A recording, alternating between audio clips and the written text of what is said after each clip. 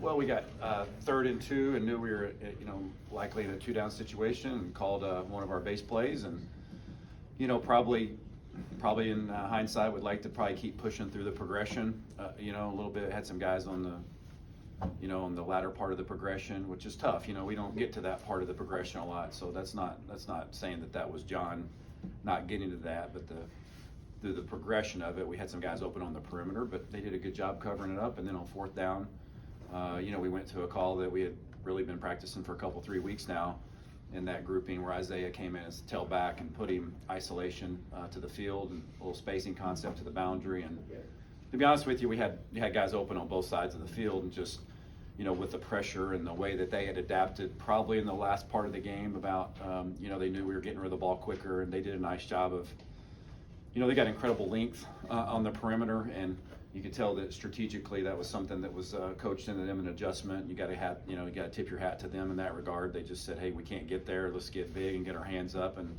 we threw right in the line of sight, and they knocked the ball down. And, obviously that's, a disappointing way to end the game when you have a chance to, it's 3rd and 2, and to be able to keep the drive going. I think we all felt, based on what had happened previously, we're going to go win the game, especially when we blocked the extra point. We just didn't get it done right there in that situation.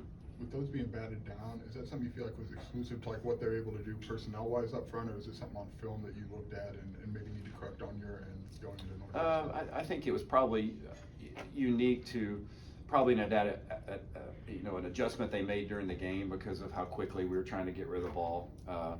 And they do have incredible length at the end spot, and and John is doesn't have an incredible amount of height back there, but that has not been an issue. It's reared its head during the game a few times, and obviously it reared its head at a very inopportune time for us to not get a chance to get the ball off. But yeah, we got to do it. We got to do some things. I can do some things to help combat that a little bit, to help plaster that a little bit better and get hands down. That's a big point of emphasis in general when we do the quick game, but we got to do a good job of helping our guys with that. What would you like to see out of John in the final game?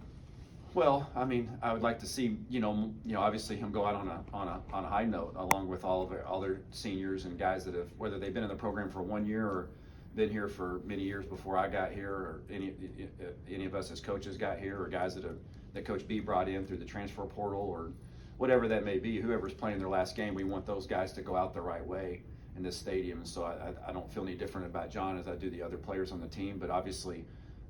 John's given us a spark down the stretch. I thought he competed really hard the other day during the game against an incredibly good defense, and gave us a chance, put us in position to give us a chance to win. There's obviously, as always, there's some plays that you want back, and that's going to happen when you play 75 plays against an opponent like that, put a lot of pressure on you. But we want him to go out on the right way with a W, and that's going to be a great challenge. What have you seen out of Luke responding to, obviously, John getting the play here, Barry? Yeah, I mean, that's never easy. And we talked at length about it last week. It's a very unusual circumstance. Luke had been finding his stride and playing his best football of the year, and it helped us win some games in critical fashion. And so I think he was feeling good about where things went, but he also is very smart and understands what we saw and what had happened with John, and understood that was just a tough decision. And sometimes you have to make tough decisions as a coaching staff, and we felt like it was the right one for that. We still feel that way, and he's been supportive of John, and I think he's been able to take a step backward, or take a step back, I should say, and evaluate, how he'd been playing, the things he'd doing well, and things that maybe he can improve on. And so we're really challenging him in that area, and I think he definitely took to that. He was ready to go last week. He was glued into the game plan, tuned into it, and obviously we felt great about him being ready to come in and help us win the game if needed. Barry, not that one is better than the other, but how is it different calling a game for John than Luke as a play caller? Well, I mean, there is some differences. Obviously, Luke's probably a little bit more on the athletic side, and there's a little bit some more things that you can do, in that regard. And then John's a little bit more of the quicker, decisive side that is, basically going to make his decision, and he's going to make it the right decision. He's kind of one of those guys, and so there is a spectrum there that I think we've learned pretty quickly. I have pretty quickly from a game planning and a game calling standpoint, what he likes, what he doesn't like. So that's not really a challenge for us at this moment. But John's like, hey, he's very defined with me. Hey, I like this, I don't like this. let this rip, and let it call it, and I love it. Oh, I don't like it. I like that feedback from him. He does a really nice job, and that's what you expect from an older guy. He's been around, and he knows what he wants, and he's very clear to communicate that with me. Nick Vidunzo has fallen into a pretty critical role here. We haven't seen a whole lot of, and what can we expect from him at running back? Well, I love Nick. He's, the first spring that I was here, based on the health situation of our backs, I can't remember what it was back then, honestly, but Nick got a lot of carries against that great defense, that we had of all those guys that are playing in the NFL, and then he did it again in the fall. He carried, because we were trying to protect maybe the guys that we perceived to be a little higher up on the depth chart. We gave him reps because he needed them, and it helped us function offensively. He really earned my respect during that time because he was consistent, always did the right thing, ran hard. And when he went in the game the other day, and I saw him go in there, it didn't even faze me, or I didn't even flinch about what I was calling, what I couldn't call, because I knew he could execute the things that he needed to be able to execute, and feel very confident in him being able to do that. Just to be clear, when you guys decided to go to John last week, was it you knew it was going to be for the final two, or did the decision for him to go against Northwestern get made on Saturday? Coach and I really didn't even talk about that. I think once we, decided that we were going to go with John, we fully expected him to compete and play at a high level, and against Iowa, and then we really didn't talk about, the game after that so much, but I think we all felt like the hand that he had been playing and the way he had been playing, he was going to give us a chance to beat Iowa and give us a chance to beat Northwestern. And I thought the way he competed and the way he played certainly backed that up.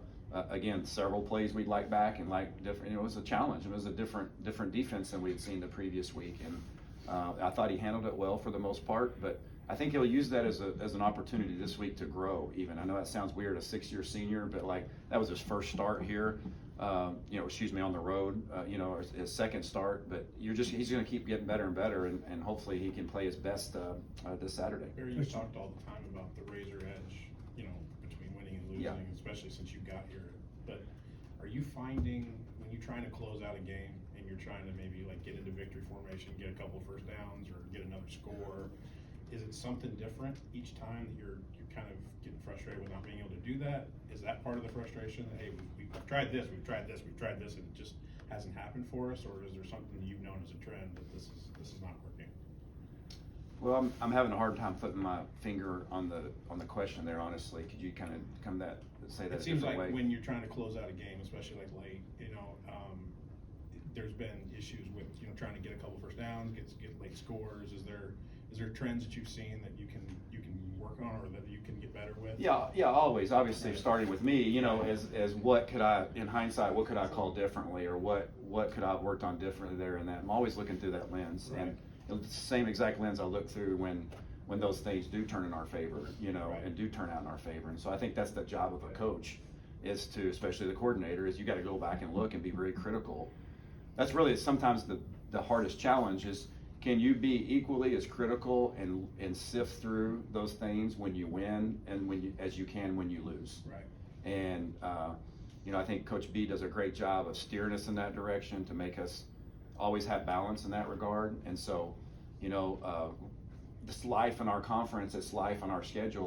We know going into the game, it's gonna be a 4-quarter game. It's gonna be a lot of these are 1-possession games, and those critical calls and those critical moments of execution are going to swing you one way or the other.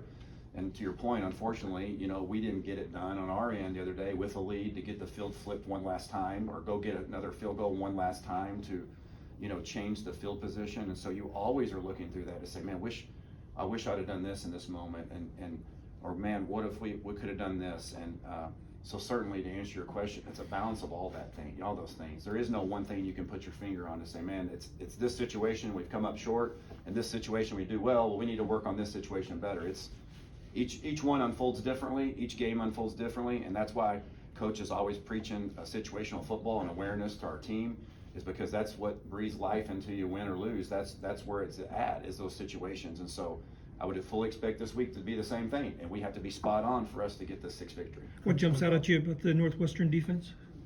Oh shoot, I'm really impressive with the way they play, playing with a great deal of confidence and effort and tenacity.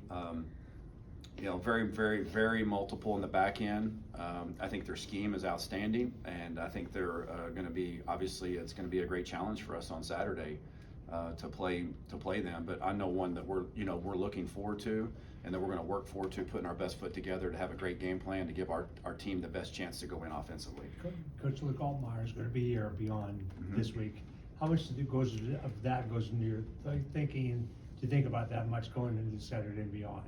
Well, I mean, we're always thinking through the lens of, all the players of, that aren't playing their last game here, like roster retention and development, whether it's a guy that's a 2 or 3, a guy that hasn't played on the field, been on the field one time this year. Like, we are coaches constantly addressing our players through that lens, like individual meetings with our coaches. A lot of us all met with, guys that hadn't traveled this past week, just to connect with them, to make sure they understand how important they are to the development of our football program.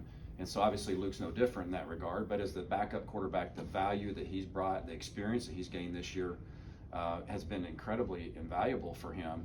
And we absolutely know and feel for sure that Luke, he can play winning football. He's done it. He's shown us he can.